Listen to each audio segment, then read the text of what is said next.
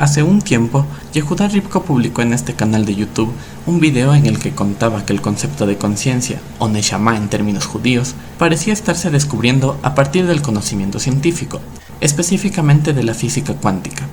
No obstante, él aclaró que no sabía de física cuántica, por lo que no podía dar una explicación de esto. Como yo estudio la carrera de física y además me intereso bastante por la filosofía, conozco cómo es que el concepto filosófico de conciencia aparece a partir de la mecánica cuántica, y se lo conté a Yehuda en la caja de comentarios del video. Él me respondió invitándome a explicar esto en un video, lo cual procedo a hacer a continuación. Tengamos en cuenta que este video es solo de entretenimiento, para satisfacer la curiosidad científica y filosófica de a quien le interesase este tema, el cual, advierto desde ya, es difícil de entender. Empecemos. Antes que nada, hay que tener claro un asunto epistemológico muy importante: la distinción entre el conocimiento científico y el conocimiento filosófico. Por ejemplo, muchas veces se escuchan afirmaciones de que la mecánica cuántica dice X cosas sobre la realidad o la conciencia, pero en realidad quien lo dice es la filosofía derivada de la mecánica cuántica, y no la misma mecánica cuántica, la cual es una teoría científica, no filosófica. La ciencia únicamente se dedica a investigar teorías matemáticas que describan y predigan observaciones falsablemente, pero no hace afirmaciones que vayan más allá de eso, pues estas pertenecen exclusivamente al ámbito de la filosofía. Por ejemplo, el funcionamiento del cuerpo humano y su ciclo de vida es investigado por la ciencia biológica, y no por la filosofía, mientras que cuestiones como el sentido de la vida y la ética son tratadas por la filosofía, y no por la ciencia. No obstante, esto no significa que ambas disciplinas estén desconectadas. Por un lado, la filosofía establece los cimientos de la ciencia, y por otro lado, el conocimiento científico puede servir como punto de partida para la investigación filosófica. Y es justamente esto último lo que sucede con la mecánica cuántica. Sirve como punto de partida para ciertos razonamientos filosóficos. Para no perder el hilo de esta distinción, en lo que sí que intentaré que se comprenda qué partes de lo que digo corresponden a la ciencia y qué partes a la filosofía. Empecemos entendiendo un par de conceptos de la filosofía: las incertidumbres o indeterminaciones, epistémica y ontológica.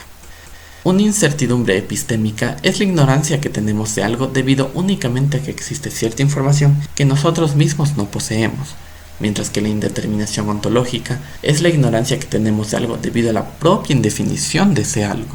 Por ejemplo, si lanzamos un dado pero cerramos los ojos para no ver el resultado, entonces para nosotros el resultado del dado es indeterminado. Pero ese indeterminismo es epistémico, ya que únicamente se debe a nuestra propia ignorancia de una información ya existente, pues el dado ya ha caído en una de las 6 caras. Nosotros únicamente no sabemos cuál. Otro ejemplo sería el siguiente: cuando estamos leyendo una novela y vamos por la mitad del libro, tenemos incertidumbre sobre la trama que sigue en las páginas que aún no leemos, pero dicha incertidumbre es epistémica, pues la trama restante ya está escrita, nosotros simplemente no la hemos leído. En cambio, si suponemos que lo que hemos leído de la novela es solo una versión previa de la obra del autor, quien todavía no decide cómo continuar la trama, es decir, aún no escribe el resto de páginas, entonces la incertidumbre es ontológica, pues no se debe tanto a nuestra propia falta de información, sino que dicha información ni siquiera existe todavía, la trama aún no ha sido definida. Ahora bien, en la naturaleza existen muchos fenómenos sobre los cuales ni siquiera la ciencia puede tener total certidumbre. Un ejemplo de esto es el clima. Los meteorólogos no pueden predecirlo con total seguridad, sino que tienen que conformarse con estimar probabilidades referidas a un futuro cercano. Sin embargo, esta incertidumbre se puede interpretar como epistémica, pues se debe únicamente a que es imposible en la práctica tener absolutamente toda la información de todas las variables que están interviniendo en la definición del clima. Si has oído del efecto mariposa, sabrás que incluso una variable tan pequeña como el aleteo de una mariposa puede influenciar significativamente. Dichas variables se llaman variables ocultas porque no tenemos suficiente información de ellas. Hasta antes del aparecimiento de la mecánica cuántica, cada incertidumbre que había de un fenómeno físico era simplificadamente interpretada por la ciencia como epistémica, pues se podía comprobar experimentalmente cuáles serían las variables sobre las cuales no se tenía suficiente información, es decir, se podía comprobar experimentalmente la existencia de variables ocultas. Sin embargo, este no fue el caso de la mecánica cuántica, una teoría científica que trataba sobre los objetos más pequeños del universo, electrones, átomos, etc. Se demostró que existen muchos fenómenos cuánticos aleatorios sobre los cuales era físicamente imposible comprobar experimentalmente la existencia de variables ocultas.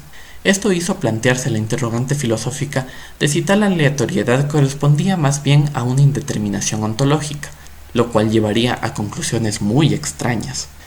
Pongamos un ejemplo. En la imagen podemos ver un cañón de electrones a la izquierda, que dispara un electrón hacia una de las dos cajas de la derecha. La única forma de saber a cuál caja va a parar el electrón es poniendo un detector en una de ellas, el cual se prenderá solo si detecta al electrón. El que se prende el detector es uno de esos fenómenos cuánticos aleatorios.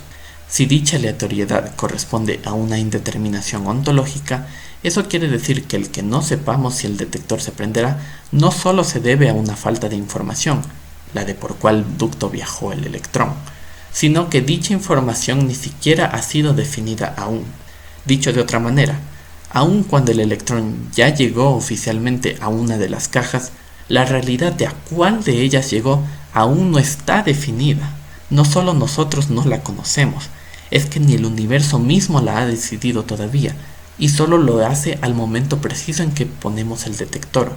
Esto suena extraño y esotérico, por lo que hubo varios científicos de renombre que aborrecían esta idea y se opusieron a ella, como Albert Einstein y Erwin Schrödinger. Pero también hubo científicos de renombre que adoptaron esta visión, como Niels Bohr y Werner Heisenberg. Aunque este parecía ser un debate más filosófico que científico, años más tarde se desarrolló un experimento que inclinó la balanza muy a favor de la postura de la indeterminación ontológica, pues arrojó resultados extraordinarios. Con el propósito de dar una idea entendible de este experimento, voy a usar un ejemplo de un experimento metafórico que ilustre el tipo de resultados que se obtuvieron. Pero primero necesitamos recordar ciertos detalles del típico juego cara o sello, como yo lo conozco, o cara o cruz, como se le llama en algunas partes.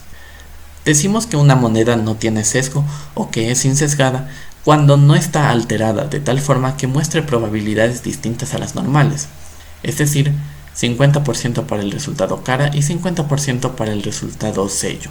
Si lanzamos dos monedas insesgadas, hay un 50% de probabilidad de que den el mismo resultado, cara cara o sello sello, y un 50% de probabilidad de que den distinto resultado, cara sello o sello cara.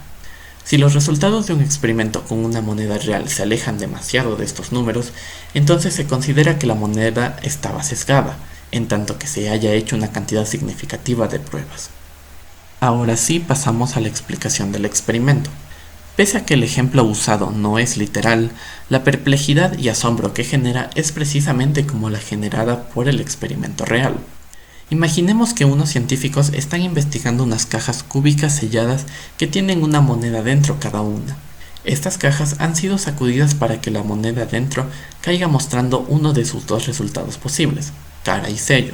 Contrario a lo que muestran los dibujos, las cajas no son transparentes, por lo que no se puede ver dentro de ellas. De hecho, tras una investigación rigurosa a estas cajas, los científicos han determinado que la única manera de saber el resultado de la moneda de una caja es abriendo la caja, pues las cajas están construidas de tal manera que es físicamente imposible observar lo que sucede dentro de ellas mientras están selladas.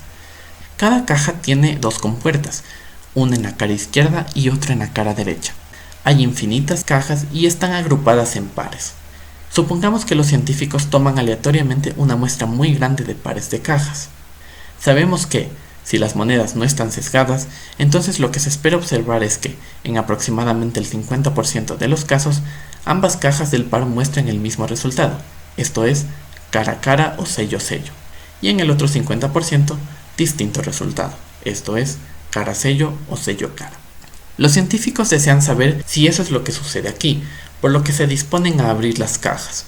Para hacerlo, ellos deciden que, en cada par, la compuerta que abran de una caja será la misma que la que abran de la otra caja, ambas izquierda o ambas derecha.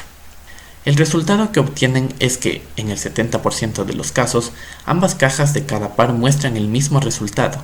Esto sugiere que las monedas de cada par estaban sesgadas para mostrar mayoritariamente el mismo resultado.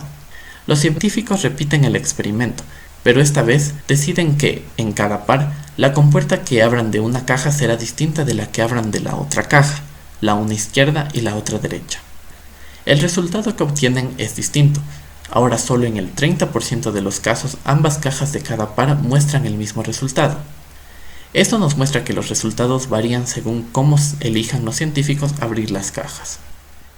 ¿Cómo puede ser esto? Cuando se agitaron las cajas, las monedas no podían saber si su probabilidad debía sesgarse a mostrar igual o diferente resultado, porque no sabían de qué manera se iban a abrir sus cajas. Dicha información la tuvieron únicamente en el preciso momento en que se abrieron sus cajas. Una solución a esto podría ser que las cajas tienen algún dispositivo que detecta cuáles compuertas se abren y, según eso, puede activar una mano robótica en el interior que voltee la moneda alterando el resultado. Esta solución es un ejemplo de una teoría de variables ocultas, porque plantea la existencia de un dispositivo y una mano robótica como variables que influyen en los resultados ocultamente. Sin embargo, parecería ser una teoría muy especulativa, porque es muy compleja y no se puede comprobar científicamente, características que tiene en común con todas las demás posibles soluciones basadas en variables ocultas. En consecuencia, muchos científicos rechazan estas soluciones. La visión alternativa es la de que, al momento de abrir las cajas de una u otra manera, estamos en cierto sentido definiendo la realidad pasada de las monedas, que hayan estado sesgadas de una u otra manera. Esta solución es más sencilla, pero suena muy extraña y tampoco se puede comprobar científicamente. En cualquier caso, este no es un problema científico, sino uno filosófico. En el experimento real, en lugar de monedas con resultado cara o sello, se usaron electrones con spin positivo o negativo, y en lugar de cajas con diferentes compuertas para elegir, se usaron medidores de spin con diferentes orientaciones espaciales para elegir. Aún así, los resultados son análogos y también muy impresionantes. Sin embargo, es muy importante recalcar que dichos resultados se dieron únicamente debido a que la escala a la que se trabajó era extremadamente pequeña. A escala humana no suceden tales tipos de extrañezas, por lo que no debemos preocuparnos de que en la vida cotidiana se observen monedas que inexplicablemente muestren diferentes resultados según cómo se las mida. No obstante, los resultados del experimento real plantearon el mismo tipo de cuestiones filosóficas, entre ellas la apariencia de que, a nivel atómico y subatómico, la realidad de muchos fenómenos y aspectos parece no definirse hasta que se los observa. Surge una interrogante filosófica.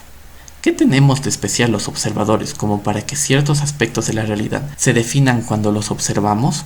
Si los observadores fuésemos solo cuerpos materiales, entonces requeriríamos un mecanismo físico para definir la realidad, pero eso implicaría la necesidad de una teoría de variables ocultas. Por tanto, somos más que solo sustancia física, somos sustancia metafísica o espiritual, a la que se le suele denominar conciencia. En este punto desconozco cuál es el término filosófico correcto para referirse a dicha sustancia, tal vez sea conciencia, alma o neshama, etc. De hecho, tengo entendido que la neshama es solo una parte del alma, por lo que no serían términos equivalentes. En todo caso, lo que he mencionado ilustra cómo pueden aparecer ciertos conceptos judíos en la filosofía de la mecánica cuántica. Cabe recalcar que dicho aparecimiento se da en el ámbito filosófico, no en el científico. Como punto final, debo señalar que, naturalmente, existieron unos cuantos errores fácticos en el video de Yehudá. Por ejemplo, la reencarnación no es un concepto científico, sino filosófico, por lo que no es un fenómeno cuántico, pues la mecánica cuántica es una teoría científica. Por otro lado, no hay relación entre la telepatía y la mecánica cuántica, ya que, si bien existen fenómenos cuánticos en los cuales se puede considerar que dos partículas se afectan entre sí con inmediatez, pese a estar muy distantes, no hay forma de aprovechar estos fenómenos para transmitir información. En todo caso, es muy destacable el hecho de que Yehudá busque el criterio científico por sobre los dogmas y que motive de esa misma manera al público. Personalmente, agradezco mucho a Dios y a Yehudá Rivko por darme la oportunidad de compartir una parte de mi conocimiento ante el público.